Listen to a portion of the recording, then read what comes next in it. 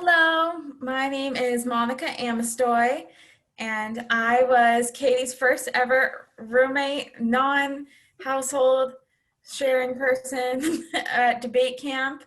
Um, Like and we, 10,000 years ago, I know, like, what would it be, like 8 years ago? at least something At least crazy like eight that. years ago. um, and I live in Portland, Oregon. I still technically manage the wine bar out there, the Portland Wine Bar. Um, but we are friends from debate and Southern California and all girls schools and stuff like that. So Yeah, yeah, we have a lot of history together and a lot in common. And today we're going to talk about debate and kind of how it shaped us and some of the values that it instilled in us. So hmm take it away. sure.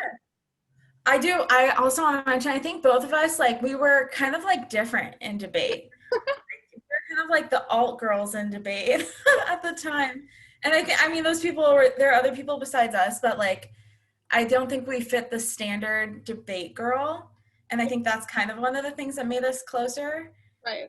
you know? And part of that was like I had no idea what I was doing. So I was like grasping at straws and like really trying to just understand what was going on. And I think debate for me also was such a huge social thing. It was like trying to form relationships with people, trying to understand. And it is amazing because you end up having friends from LA, but you also end up having friends from East Coast and Texas and just all these Totally. different viewpoints. So I mean, uh, I had a woman in my bar who was from Iowa that was shocked that they knew three people in her graduating class from the random ass high school she went to, you yeah, know? it's Like, it is crazy. that is one of the very good things about debate that you can't deny, you know? Right. And I think this transitions really nicely into what we were just talking about before this, but debate really gives you a wide spread of viewpoints, and it gets you outside of your bubble a little bit. And if you wanted to talk a little bit about like being wrong or having new arguments or like Totally. stuff like that. Yeah. I will just say, like, for me, like, debate pushed me. I mean, you wouldn't know this now, like, seeing me in Portland doing the work that I'm doing there. But, like, when I started debate, I was like a conservative Catholic, Same. heterosexual woman, and I like was just a completely different person. And debate changed me to become really not a lot of those things. And I think there are a few things on that that are important. So first, I think that's because of debate itself, right? For like when you lose a debate round, someone sits there and you have to listen to them and they tell you, you lost and this is why you lost, right?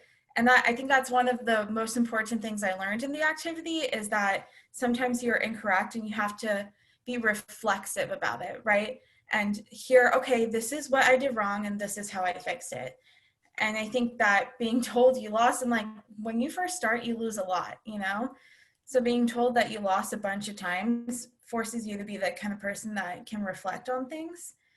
But the other thing I think is important to note about that is that it shouldn't take debate to be a good person. Right. And I think debaters forget that because that's what it was for us.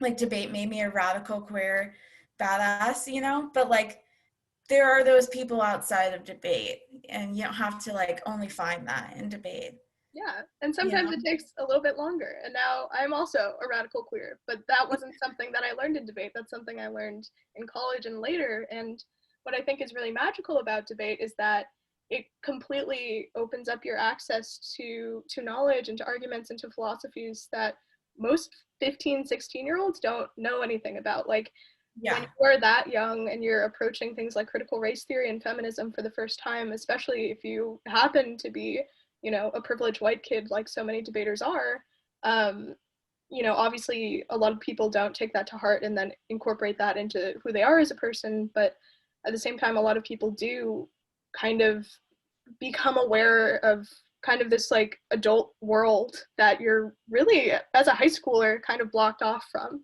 for the I know. most part. Yeah. I was thinking about that, especially this year, like people have been talking about Fanon a lot. And like, yeah, I read Fanon as a sophomore in high school. I read Fanon like 10 years ago, you know? And so I like need to reread that shit, but also it's weird that like my brain has been thinking about that. That's been on my mind for 10 plus years, you Yeah. know? And I think as we see like society shift its consciousness, it's funny to watch how it happened to me and to you or to others, you know, go through that process kind of a second ago. I am like grateful in that sense that I went through, like, a lot of people this year for the first time are realizing that the world is not what they thought it was.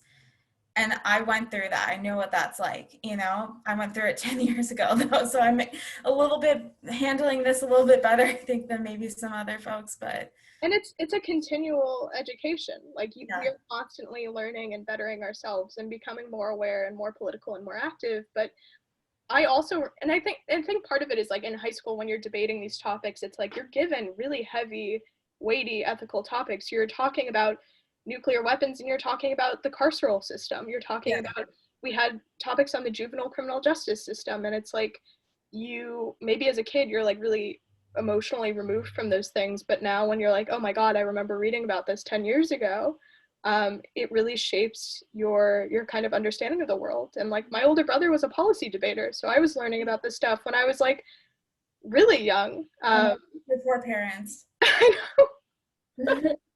Yeah, our house is full of lawyers and debaters. It's awful. Argument 24/7. Totally. My God. That's so funny. Yeah. We'll have to catch up because I'm like, how's your brother? What's he doing? Oh, the Loyola debate team. But what is really interesting, and another thing that I want to talk about is one of the things I've always found most valuable about debate is that you have to argue both sides, and Yeah, it for the reason that's valuable is because then you learn how to talk to people who have opinions that are diametrically opposed to what you believe, and yeah. that's pretty great. And I guess Oh, the last thing I want to talk about is like women in debate and like yeah, women role models, people like you. You're older than I am. I really yeah, looked up to you as like kind of a trailblazer. yeah. I And think that it's we meant a lot to each other because we also both went to LA, small, underfunded debate teams, not schools, but debate teams. right. And I think we both meant a lot to each other because of to see your success after me and to see the success that I had when I was debating was like really important to I think both of us, you know. Yeah. And Uh, and also just like hearing that you've still like been in the activity a little bit and been able to like yeah, support other people is really inspiring to me as someone who has recently like left the debate community for the most yeah, part. Um, and just having kind of like we were just talking about how we're like the old people now.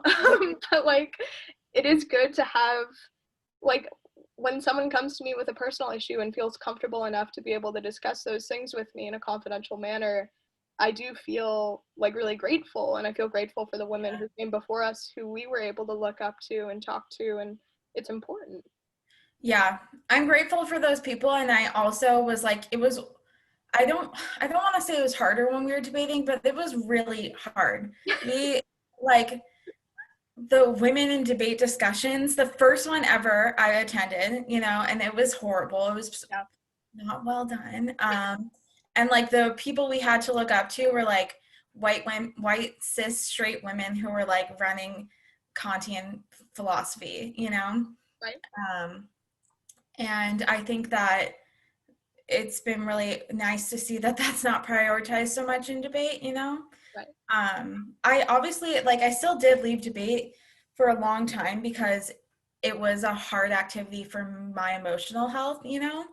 Um, and and I think that like debate's one of those things in life where you can like take what you learned from it and then recognize when you've learned what you need to learn from it and move forward, you know.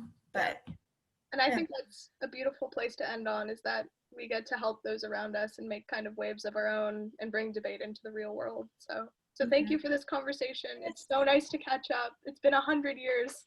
I know we should definitely talk more, okay? Absolutely.